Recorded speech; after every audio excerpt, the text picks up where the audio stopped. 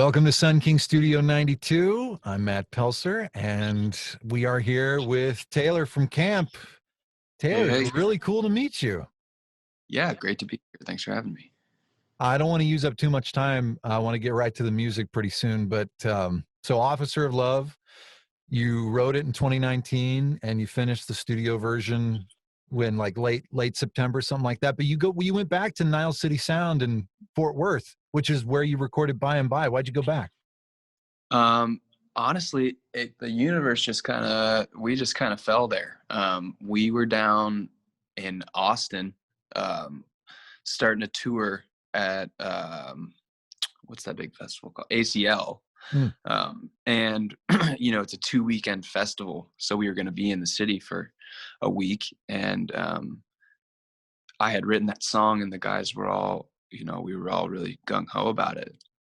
So Adam, our manager, was just like, would you guys be down to take the bus, go to Fort Worth, in between the 2 weekends of ACL, and lay some stuff down? And that's what we ended up doing.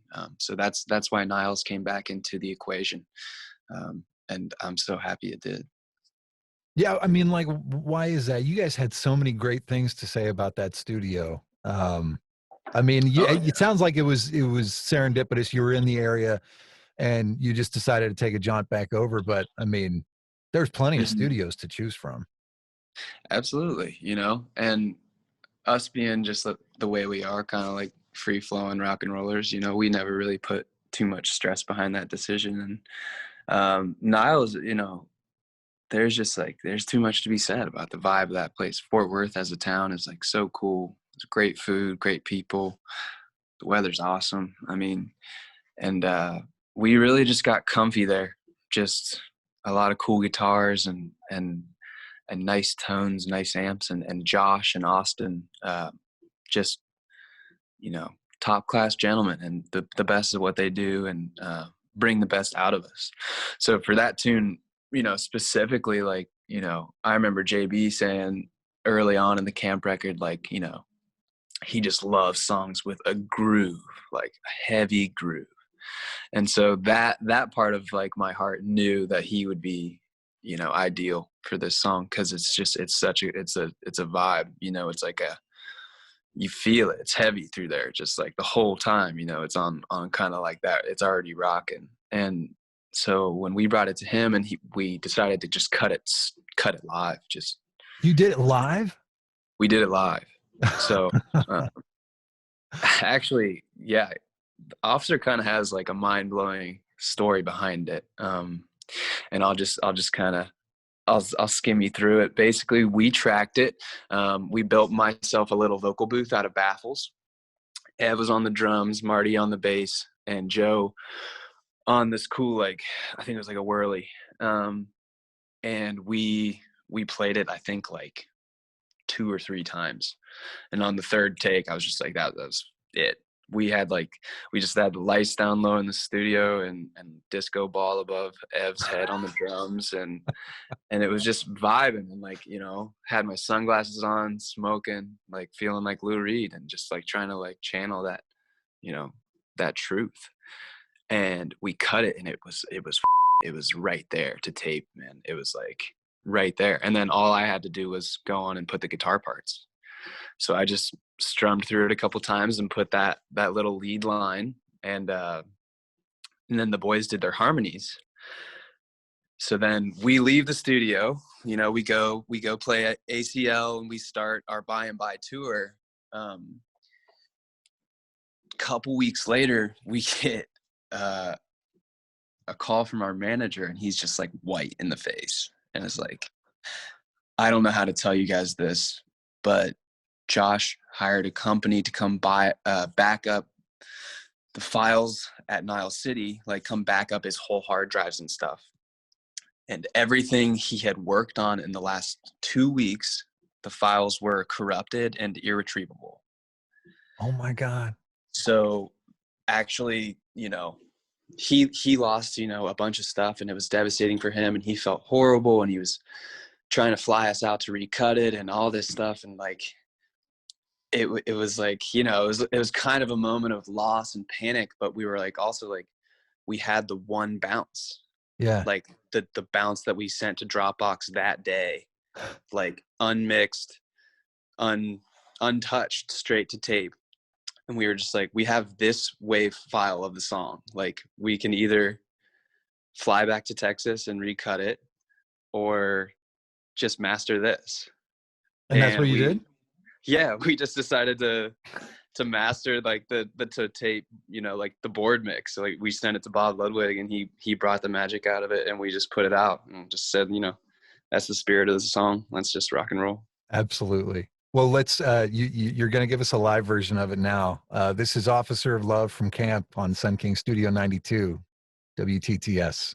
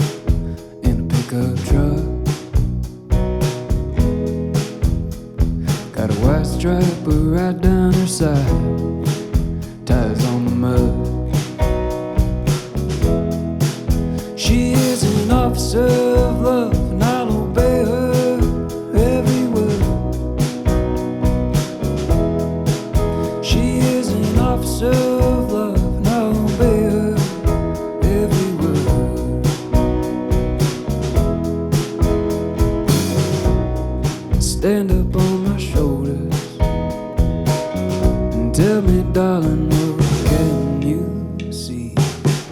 10,000 holy rollers go into battle, cigarettes tucked up in the sea. Whoa. Good Lord, she is an officer of love, not obey her.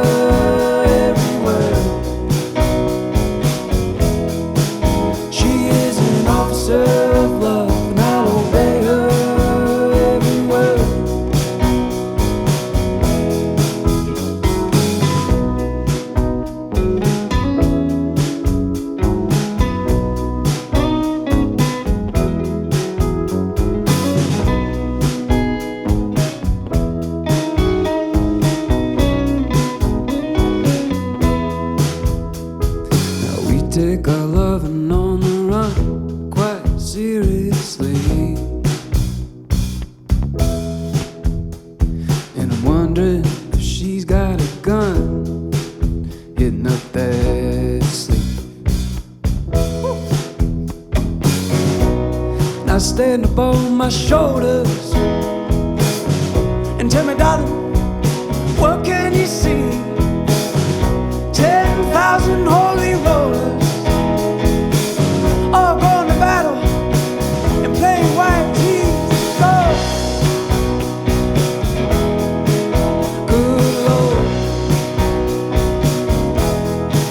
she is an officer of love, not obey her every word. She is an officer of love, not obey her.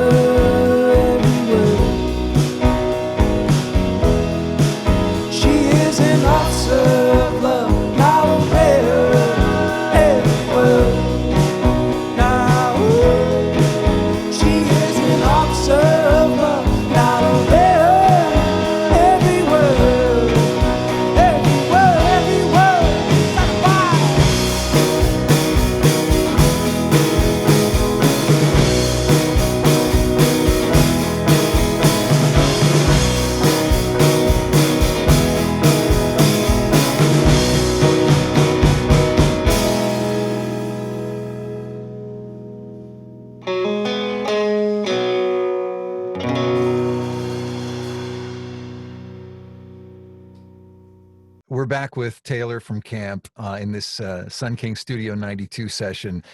And I don't mean to keep coming back to this studio, but I've seen some footage of you guys recording by and by there, and they got a lot of cool like vintage gear, and the space seems really cool. And I don't know, did obviously you went back to do Officer of Love.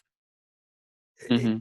Did that space do something special for your creativity when you were doing by and by? Oh, definitely. I think so. I mean, like, relatively speaking, we have like not a ton of experience recording music. And, Evan and I made the first camp record in like an old Ford showroom, like with concrete walls. And we did Boys in a warehouse out in Colorado with Matt. And so for by and by, like that was our first time being really occupying a space, like a real studio like that. And also bringing in just like a couple of aces in the pocket, and Austin Jenkins and Josh Block, just people with good ears and good hearts. And so, yeah, that space and that time period and those people really brought, I think, a lot of the spirit of by and by out of us. And in the session that you did for us, our Sun King Studio 92 session, you're playing this really cool Telecaster. You don't see the rosewood headstock very often. Is that a special No, guitar to you? that is actually a special guitar, and it's actually a walnut neck. Oh, okay. So that's a Wes Young Telecaster, and that is a very special guitar to me, and that kind of has a cool story. When we signed with Mom and Pop, when we decided to sign by and by to Mom and Pop, on one of my last calls with Goldie, the head of the label, I was just like, all right, like, you got me, like, we're ready, but I want, I want a new guitar for all the guys. Like, I want each of us to get, just like outside of the deal, like, I want, nothing crazy. I'm not talking like $10,000 vintage Teles, but I was like, $2,000 cool Something guitar good. to take on tour, like. And so obviously he agreed, and we signed the deal, and we've been so happy with Mom and Pop. They're absolute professionals, aces, great people. And I found that guitar at a little shop in Columbus that's actually not even open anymore, and it's from this builder named Wes Young, who lives in Ithaca, New York, and only puts out a couple guitars a year, but it just like it was perfect, man. It was a walnut Tele. It's all antiqued and kind of like broken up, and has just this like cool sound I hadn't heard before, because I'd never played a guitar with a walnut neck before. I've actually got it. Oh, you got it right there. I got it right here. Let me flip you around. Yeah, sure. Oh, there it is. Ah, it's a beauty. Yeah, and he does this like really cool, like, you can tell it's like cracked finish almost, like on the varnish. Oh, yeah. And the back is antiqued, like cool, like belt buckle wear, and then I've got the Fort Lonesome sticker back here. And it's also got a black tuning peg for the high E, so I call it Black Fang. Oh, yeah. Something that's really important to you guys is sustainability. You try to make your merch sustainable. In what ways do you do that, and why? I think the why, should take almost no explanation. Sure.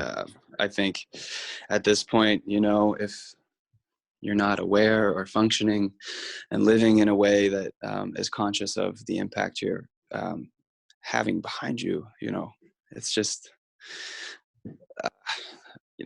we need to do some learning.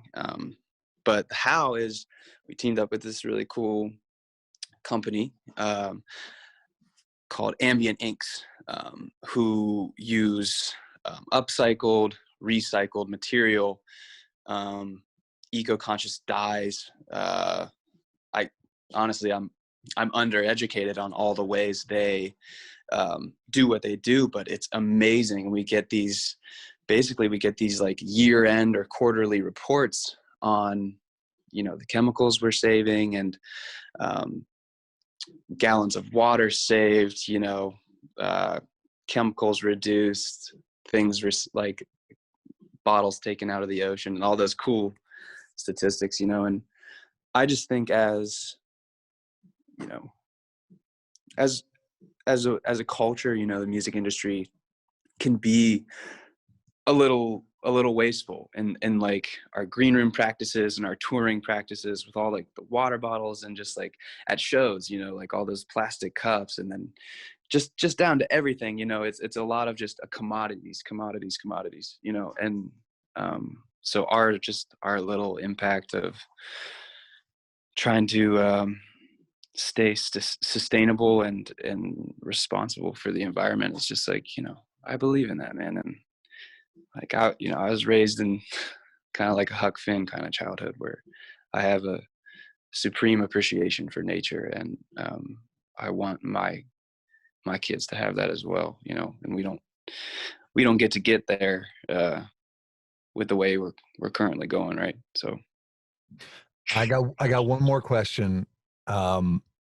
And it's kind of a weird one, but have you used, I know you used to do ceramics. Have you used any pandemic time to get back into that? Dude, that is so crazy that you're asking that. I just bought myself a wheel for Christmas. Yeah, you did. Nice. Cool. I absolutely did. I'm getting back into it.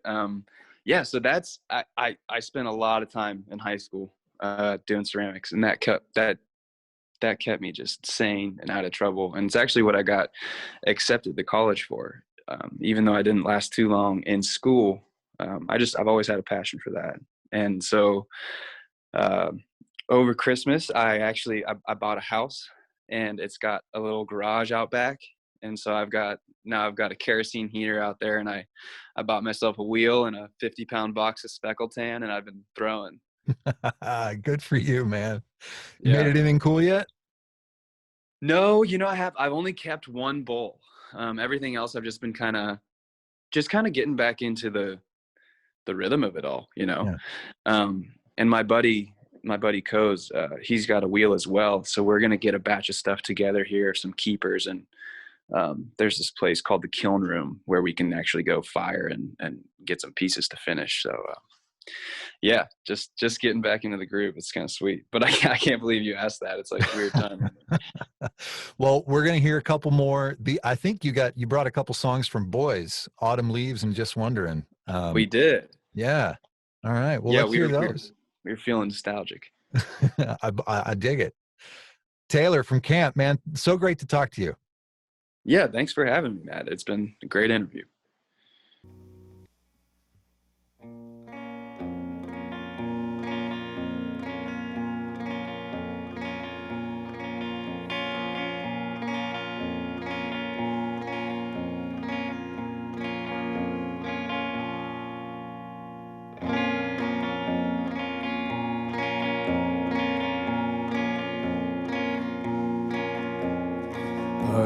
Was always born to run. Got a heart shaped like an apple in the middle of my chest. Call myself a good man's son, swinging off the hinges, trying to be one. And it goes like this. Oh, I can't help it now. Autumn leaves. Oh,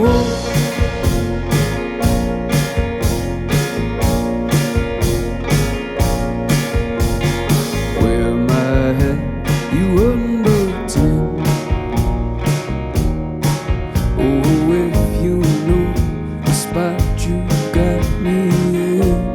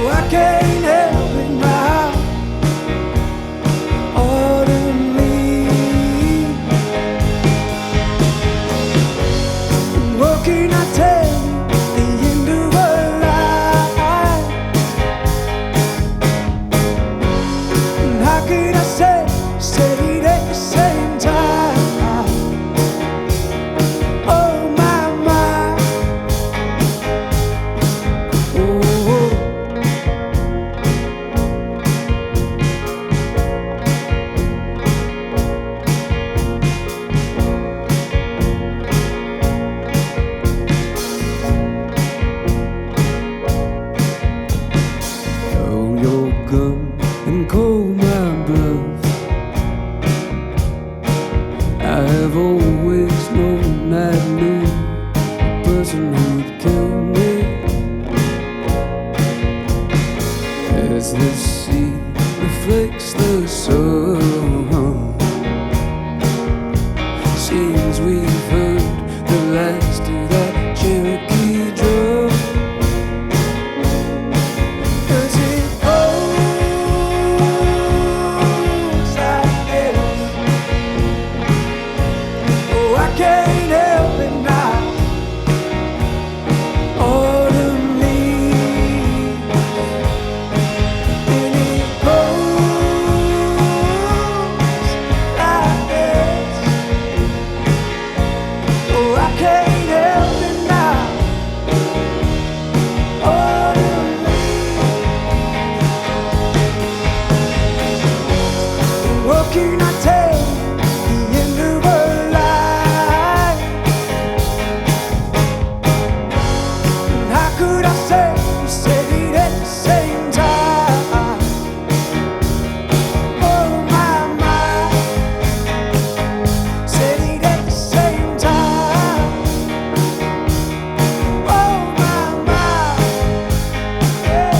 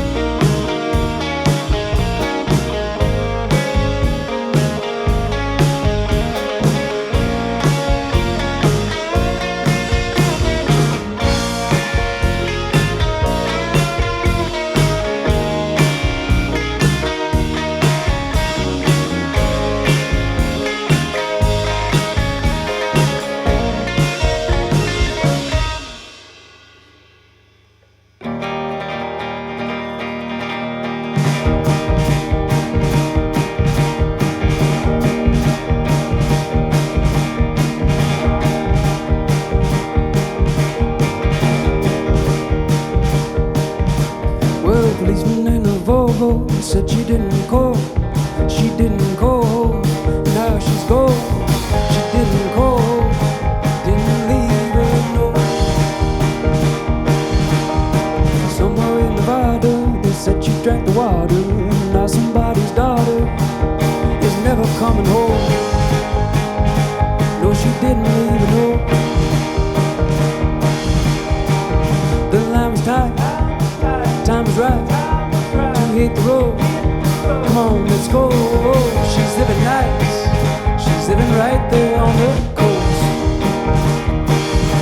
Just wondering, is this the way things go?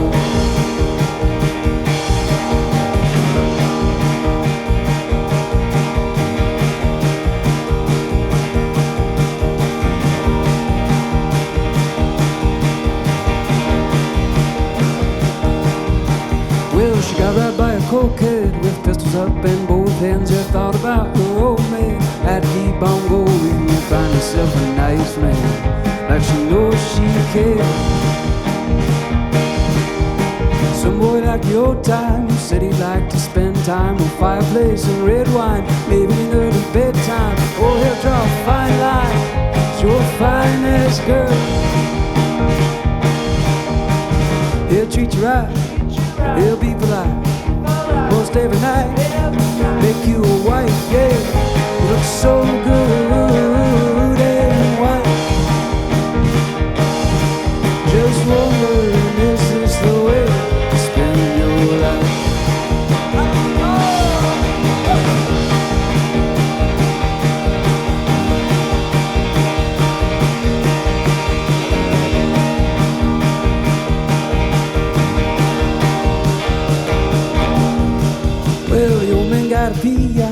Tracked down in Big Sky, Montana, where they hog tie. Said people get by on white lies. Now he just stood there wide-eyed when he saw that girl. She was standing smiling, his heart was wilding. Oh, perfect timing, no time for hiding. The words he couldn't find her, so he just said hi. I'll treat you right, I'll be polite, most every night. Make you my wife, hey, look so good and white. Just wondering what I could say to make you mine.